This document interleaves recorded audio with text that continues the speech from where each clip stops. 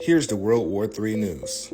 What you see here is troops in Syria getting ready for an offensive against Israel after Israel last night hit their airport in Aleppo 2 times. Wild. Here's some actual footage. Then we have a crisis for the Palestinian people, as no country really wants to accept them at all. Not Iran, not Egypt, not Syria. They're all leaving them in the dust, but they're willing to fight for them. Then here's a photo from the hit from the airport. Lawmakers in the United States are being told in the coming weeks Azerbaijan may invade Armenia soon. And this is coming as Azerbaijan has already took Nagorno-Karabakh, and now they're trying to move the extra mile. So yeah, prepare for that war. Here's another article warning of another war brewing. So we got Ukraine and Israel. Don't forget about the wars in Africa, Sudan and Niger, Ethiopia, Somalia, and other countries. Now I'm about to build up the importance to this because Israel just shut down the Lebanese border to civilians. This is coming as there was an attack from Lebanon last night. They had a tit for tat. Israel had killed some journalists on the southern part of Lebanon, and Lebanon hit back and hit a military post in Israel. Now Israel's getting ready for a front with the Hezbollah. Here's a report about Syria's Aleppo International Airport comes under attack by the second Israeli missile attack. And of course it says the second Israeli missile attack in 24 hours. South Korea is viewing measures to take against North Korea since they're doing trade with Russia. The United States said it'll be catastrophic consequences. And guess what? There's an aircraft carrier over there right now.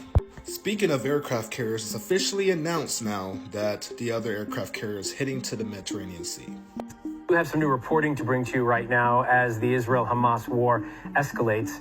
U.S. officials now telling ABC News the USS Eisenhower Carrier Strike Group will be ordered to the Eastern Mediterranean to join the USS Gerald R. Ford Carrier Strike Group that arrived there earlier this week. American officials have said publicly this week that the presence of the USS Gerald Ford Carrier Strike Group there in the Eastern Mediterranean was intended as a deterrent for Iran and Hezbollah not to get involved in the Israel-Hamas conflict. Well, because if they get involved in the conflict, then the United States gets involved, right?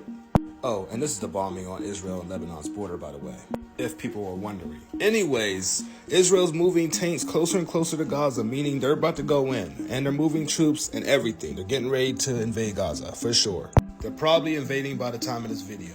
Now, if you're still here this far, now we have to go into the crazy news. So now the United States and NATO are going to hold a nuclear war drill. This is going to be taking place this week, and it's going to simulate a nuclear war between NATO and Russia. Y'all better pray that we don't have a nuclear umbrella over Israel right now. And why I say this? In my last video, I warned you guys about a major power war. Now, all this ties into that. It starts off in the smaller wars. Now we're in a religious war. Russia has the side of the Syrians. So if the Hezbollah attacks, if Israel keeps attacking Syria, Syria gets it fully involved in this war. Russia's going to get involved in this war.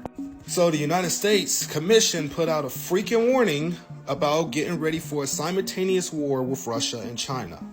China over Taiwan and Russia because of the invasion of Ukraine. Why the war in Ukraine? Because it's spreading outside of Ukraine now. It's no longer staying in Ukraine. All these other regions are thinking that they can take territories too now. One side of the world versus the other. China heard this warning and issued a warning to us. China reacted by saying those who play with fire will be perished by it. And Putin responded by saying no one in their right mind should leave open the possibility of a nuclear war. Saying no one in their right mind should leave open the possibility of a war between nuclear powers. As he warned, war between nuclear powers would be very unlike the Russia special military operation or the conflict in the Middle East. Saying no one in their right mind should think of the possibility because it would just make us wary. This is sad because our modern day world don't even understand. And it's okay. Sadly, we getting all the warnings that we can get, and we're literally watching history unfold. And the truth is, what's going to happen next, guys? It's going to be the harsh reality of the world that we live in. I see what's happening right now in Gaza, guys. I got a live coming next. I'll see you guys there. Peace.